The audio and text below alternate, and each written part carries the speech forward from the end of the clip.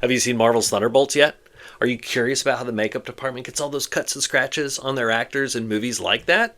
Well, come along with me and I'm going to introduce you to the world of prosthetic transfers. Hi, my name is Adam Walls and I'm an award-winning makeup artist. You may have seen my work in projects like Marvel Studios' Thunderbolts.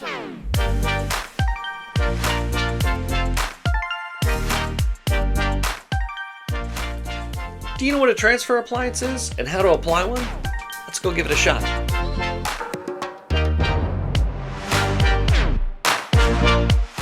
So during a film like Thunderbolts, the main characters are really put through the ringer. They pick up a lot of battle damage as the project goes along. So that's where continuity really becomes important, and these little transfers become key. I love these little transfers, and I love them for a few specific reasons. They're quick, they're effective, and they're really easy to paint and repair. So you might be asking, what's a transfer? Well, technically, this is a transfer. Now, all a transfer is a thickened adhesive that's been set up inside of a mold and has been demolded. So this little transfer that I have right here was actually set up and molded out of this mold. You can see the mold, the negative of that wound right here. So once your transfer is all ready to be demolded, basically that gets pulled right out of that mold. And you're left with this. So a lot of times when you're in the makeup trailer, you'll get a pizza box full of these. It's usually how they come. And at that point, it'll be your job to take this, prep it with a little bit of glue, and stick it down to water slide paper. Once it's on that water slide paper, that'll help you transfer it onto the actor's skin. Essentially what you'll do is you'll take this, little glue on here, stick it down, and you're good to go. So you might be thinking, what were these that I showed you earlier? Well, essentially this and this are the same thing, except this I run clear. This has actually got a little bit of acrylic paint, giving it a skin tone kind of color.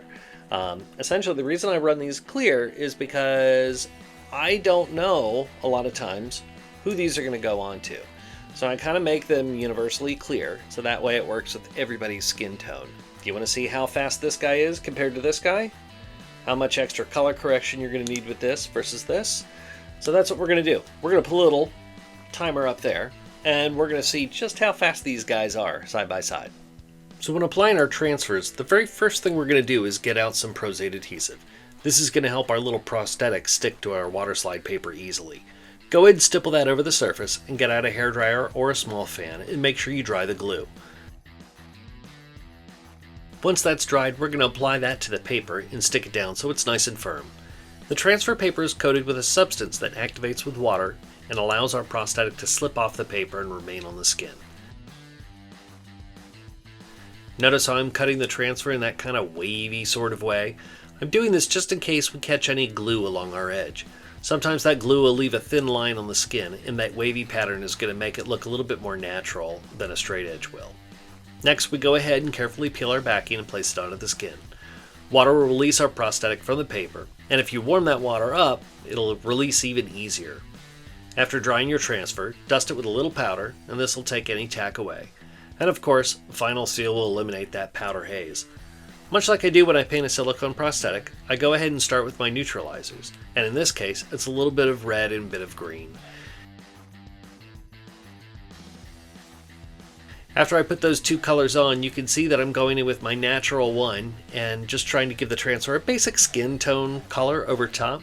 I'll continue to kind of finesse this, and I'll go back and forth between a handful of colors just depending on what my eye is catching. A lot of times when you're trying to get a transfer that's this bright on its own to look like your actor's skin tone, it's going to take a little bit of finessing to get it to that point. Just remember your color wheel. Red and green are opposite and will neutralize each other. Yellow and purple will do the same thing, which in this case you can see that I forgot that fact. You just have to kind of keep working with it until you get to a point where you're starting to feel comfortable. Now I'm not 100% comfortable with my color match, but I'm going in with my reds anyway because I know I've been taking way too much time on trying to get this thing to match my skin. So just like I did when I painted up my silicone wounds in previous videos, I started out with my aged blood and then I go in with my ultra blue, just trying to kind of add a shadow in the center. I'm trying to fake that illusion of depth. Now you can see that I'm kind of jumping back and forth between all my red colors, and I'm actually going to start bringing some of that red onto the rest of the prosthetic. Essentially what I'm trying to do is I'm trying to mask the really bad paint job that I've painted onto the prosthetic. A lot of times you can make a wound look really messy, and once it's covered with blood, it all kind of tends to work out in the end. With any prosthetic though, my last step is usually adding a couple little rice paper highlights around the edges just to create dimension. And that's it. Prosthetic 1 is done. 21 minutes and 20 seconds for a prosthetic that doesn't exactly look the way it's supposed to. Now our second transfer looks a little different, as you can see. I've actually stuck the transfer onto a setup towel, and I'm using 99% alcohol to release the prosthetic from the towel. Notice how quick and easy that was? Go ahead and dry it, and once it's dried, I throw a little powder on there, and instantly I can see where the wound is. I go ahead and get my red out and start to paint the wound. Now at this point, I've only been applying this thing for about 4 minutes, and it's already looking leaps and bounds better than the other one, because I have so much extra time I could actually finesse the wound itself. I could sit there and get in all those nooks and crannies. I can add those dark areas. I can add those highlights and really make this thing pop the way you'd want it to. Now I'll admit, with our first transfer we could have saved ourselves a few minutes in the beginning. Usually when you prep a transfer like that, you stick it down before the talent comes in, and that usually doesn't count towards your makeup time. But if you go back and look at that timer, it only shaves a few minutes. The point is that we're basically looking at a makeup that takes about 9 minutes with the clear transfer and takes anywhere between 17 and 21 with the other.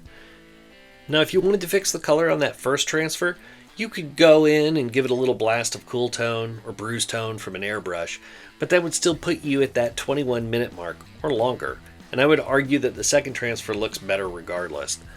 Once I threw a little blood in there, you could get away with that first one, and you can see it in different lighting situations, but here again, I would still make the argument that that second clear one is not only faster, but it looks better too. See how quick and easy that was? That's why I ended up using these in Thunderbolts, and in Bad Boys Ride or Die, and in the Purge television series. And for all of those reasons, that is why this is so important. Now these are all my tiny little transfers.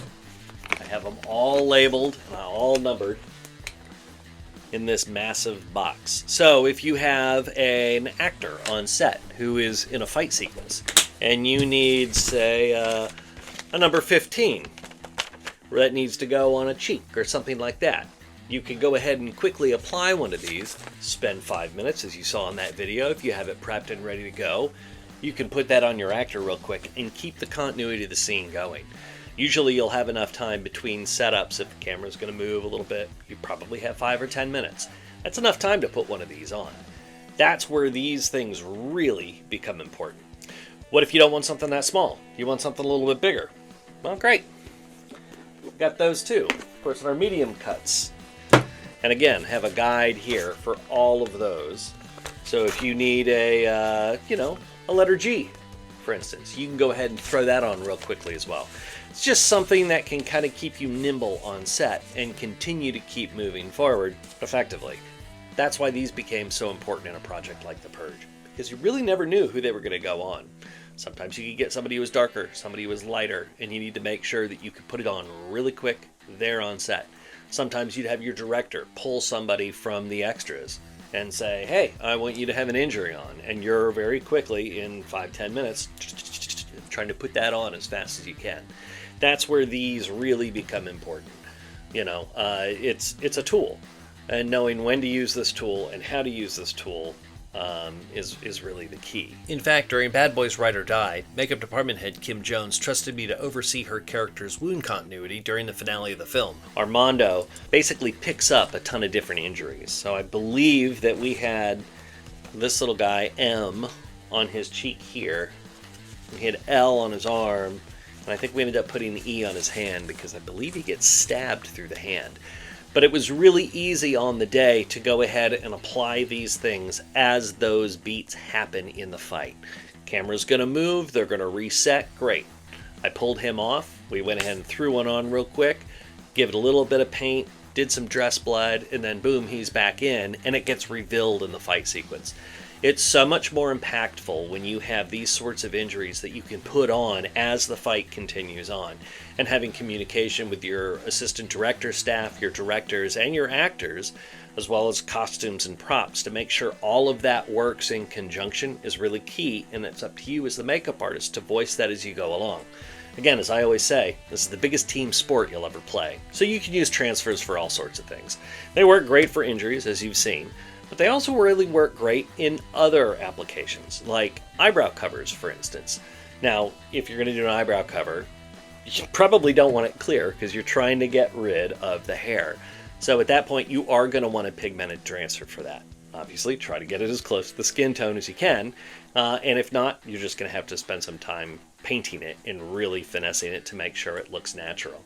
But that's also a good application. I know we did some old age makeups with transfers back in 2016 on Roots.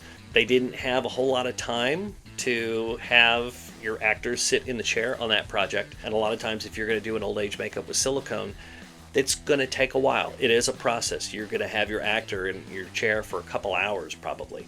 So those transfers really sped those times up and allowed us to get those actors through the works a little bit quicker and a little bit easier. But just like anything, transfers are a tool. They're not going to work great for everything, especially my little clear guys.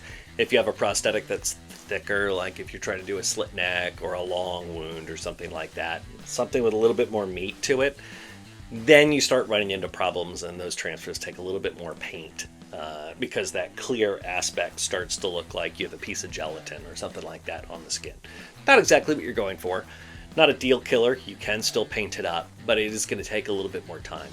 But I mean, that's the thing. Everything we do in this business is about problem solving, and everything is a tool. You just need to know what the right tool is and when to use it. Now, as far as cleanup is concerned, generally speaking, transfers are pretty easy to remove.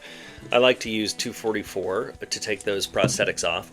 You can use another remover like isopropyl myricate, but I have found that if you're using that, it tends to get your transfer gummy. It tends to break down the acrylic nature of your transfer, and it becomes a gummy mess. The nice thing with 244 is as you're lifting the prosthetic, it'll keep it together in one piece. So I would go with 244. You can also remove transfers with another product called the Hookup Tattoo Wipes. Technically, they're designed for tattoo removal, but they also work really great for breaking down those bonds that hold that transfer to the skin. If you do clean up with 244, I would suggest getting one of those wipes because it'll take off a lot of that residue that you're going to be left on the skin, kind of around where that transfer was. You'll get a little bit of gummy residue there. That Hookup Tattoo Remover wipe does a fantastic job of removing that. The other thing about transfers is because they are acrylic based, they will break down with 99% alcohol. So if you need to dissolve an edge, if you get like a little bit of a lip or something like that that you need to kind of push down into the skin, you can get a little bit of 99% alcohol on a Q-tip and you can kind of work that edge down.